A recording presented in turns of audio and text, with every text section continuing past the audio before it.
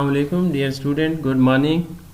Today our topic of presentation is instrumentation of nuclear magnetic resonance spectrometer.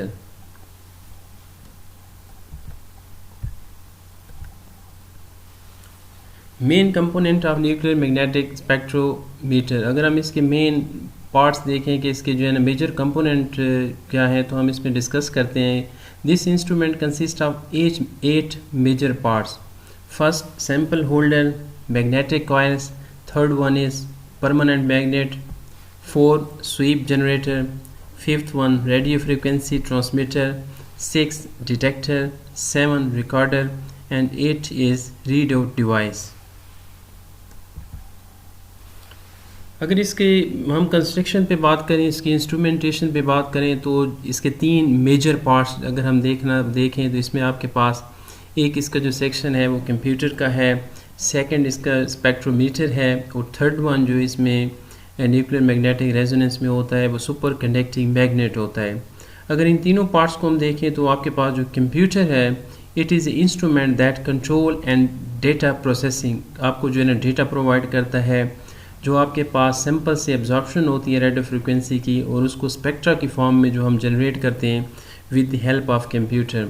और ये जो आपके पास सेकंड वन ये जो स्पेक्ट्रोमीटर दिखाया गया है, this transmit and receive the radio frequency wave use to make the NMR measurement, की जितनी भी एनएमआर की मेजरमेंट होती हैं वो सारी की सारी आपके पास स्पेक्ट्रोमीटर के थ्रू हो रही होती हैं. और ये जो तीसरा पोर्शन इसका दिखाया गया है अगर हम इसको देखें तो इसमें हम देखते हैं कि super conducting magnet generate a powerful magnetic field that is 10 of the 1000 of times stronger than the earth magnetic field. ये अर्थ मैग्नेटिक फील्ड से अगर देखें तो 10 of 1000 टाइम जो है ना ये ज़्यादा स्ट्रॉन्गर होती है. Samples are place within this magnetic field and expose to radio wave. जो आपके पास सैम्पल होता है वो सैम्पल ट्यूब में रख के इस रेडियो वेव्स के सामने जो है ना एक्सपोज किया जाता है जिससे जो है ना आपके पास क्या है सिग्नल जनरेट होते हैं जिसको हम डिटेल में नेक्स्ट स्लाइड में देखते हैं. NMR spectrometer nuclear magnetic spectrometer को अगर हम देखें तो ये इसका डिटेल डायग्राम यहाँ पे एक दिखाया गया है.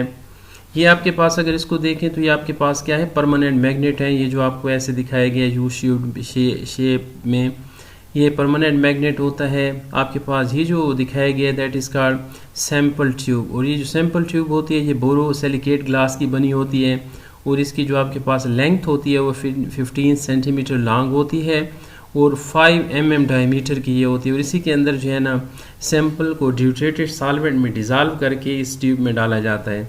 और इसके इर्द गिर्द अगर देखें तो ये आपके पास जो है ना एक कॉइल जो है ना वायर जो है ना इसके इर्द गिर्द जो है ना लिपटी हुई है.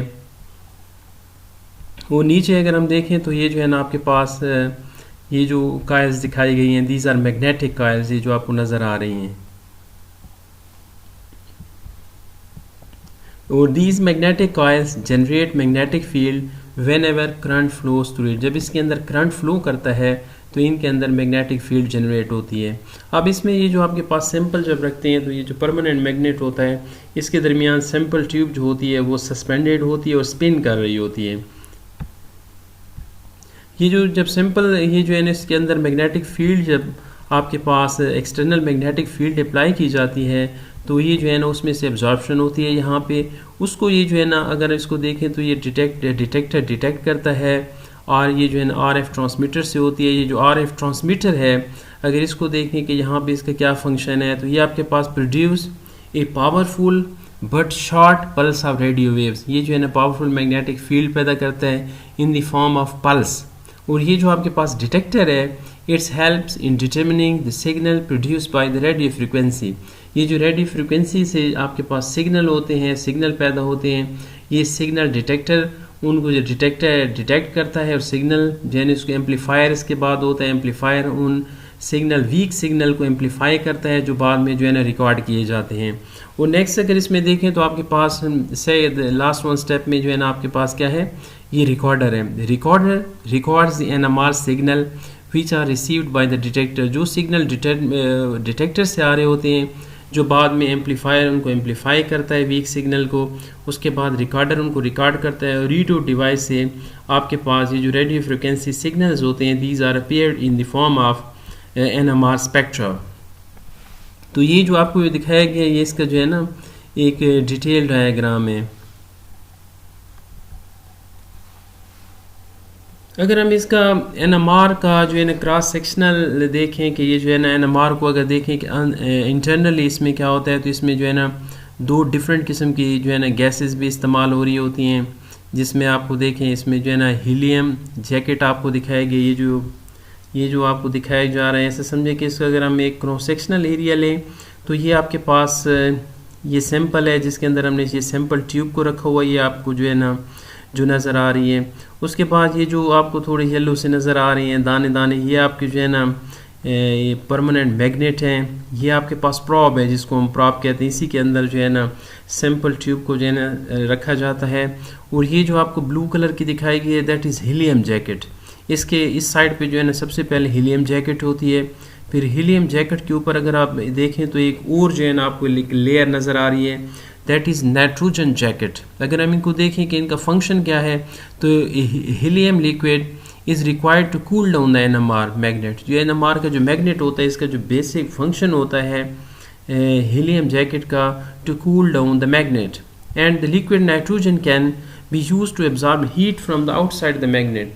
और ये जो नाइट्रोजन जैकेट हीलियम जैकेट के आउटसाइड पे ये रखी जाती है इसमें, तो ये जो है ना उसको एब्जॉर्ब करती है हीट आउटसाइड द मैग्नेट के। मैग्नेट के इर्द गिर्द जितनी भी हीट होती है उसको नाइट्रोजन जैकेट जो है ना एब्जॉर्ब करती है, and reduce the evaporation of expensive liquid helium. और ये जो नाइट्रोजन होती है ताकि इसमें की जो है ना जो एवेपोरेशन होती है, चूँकि ये हीलियम गैस आपके पास एक्सपेंसिव होती है, तो उसको जो है ना उसकी एवेपोरेशन को स्टॉप करने के लिए भी नाइट्रोजन जैकेट को हीलियम जैकेट के ऊपर रखा जाता है ताकि आउटसाइड जो है ना जो हीट है उसको जो है ना कम किया जा सके।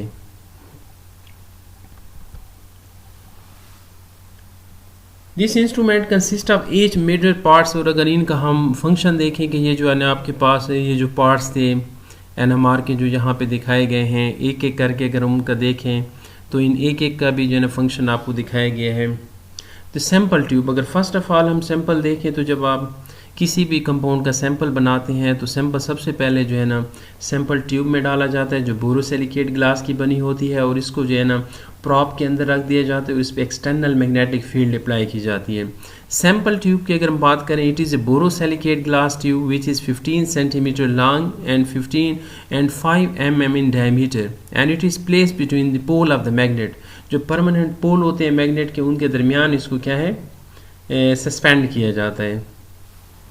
मैग्नेटिक कॉइल, सेकंड नंबर पे अगर हम देखें तो आपके पास मैग्नेटिक कॉइल हैं।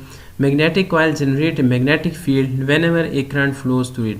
ये जो सैंपल के इर्द गिर्द और मैग्नेट के इर्द गिर्द जो कॉइल जो है ना वो की जाती हैं, रैप की जाती हैं, दीज आर मैग्नेटिक कॉइल्स। और ये क्या करती हैं, मैग्नेटिक फील्ड पैदा करती हैं जब इनमें से करंट फ्लो करता है। परमानेंट मैग्नेट, ये जो सैंपल के इर्द गिर्द जो permanent magnet super conducting magnet लगाए जाते हैं, it helps in providing homogeneous magnetic field at 60 to 100 megahertz. ये इनका बेसिक फंक्शन ये होता है सुपर कंडक्टिंग मैग्नेट का कि एक ऐसी होमोजीनियस ऐसी एक यूनिफॉर्म फील्ड पैदा की जाए, और इसकी जो फ्रिक्वेंसी होती है वो डिपेंड करती है कि वो जो है ना 60 to 100 मेगाहर्ट्ज़ या इससे भी जो है ना ऊपर जा सकती है। ये टू प्रोवाइड बेसिक जो फंक्शन है मीन्स के to provide a uniform magnetic field. Sweep generator, sweep generator जो है इसका क्या फंक्शन होता है, that is modified the strength of magnetic field which is already applied.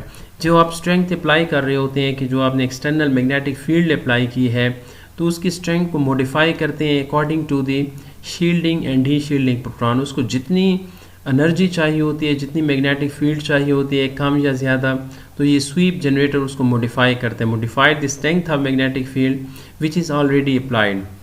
Radio frequency transmitter, इसको अगर देखें that is a powerful device but short pulse of radio waves. ये जो है ना क्या पैदा कर रहा होता है, produce a powerful radio frequency generate कर रहा होता है बट शॉर्ट पल्स, थोड़े से वक्फे के लिए देता है। ये जितनी भी अगर हम देखें कि एक्सटर्नल मैग्नेटिक फील्ड अप्लाई की जाती है इन the form of radio frequency that is applied in the form of pulse, means के उसको जो है ना एक थोड़े से वक्फे के लिए रेडियो वेव्स दी जाती है, रेडियो फ्रिक्वेंसी दी जाती है, उसके बाद फिर स्टॉप कर देते हैं, फिर देते हैं ताकि मालिक्यूल जो प्रोटॉन है वो जो है ना ऊपर जाए, फिर रिलैक्स होकर नीचे आए, अनटिल के सारे जो है ना आपके पास जितने भी प्रोटॉन है वो अलाइन हो जाए।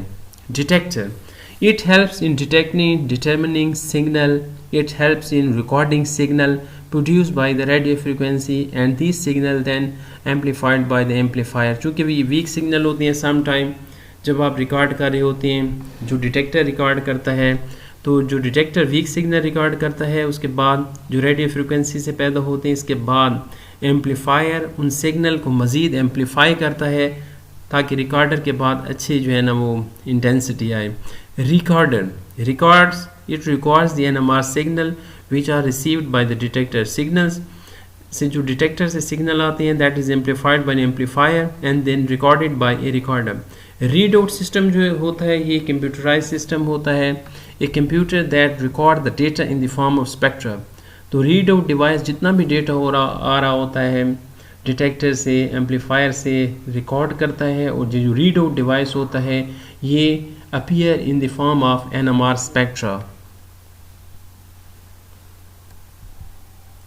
Thank you dear student, you can ask any question and you can find me at the following address.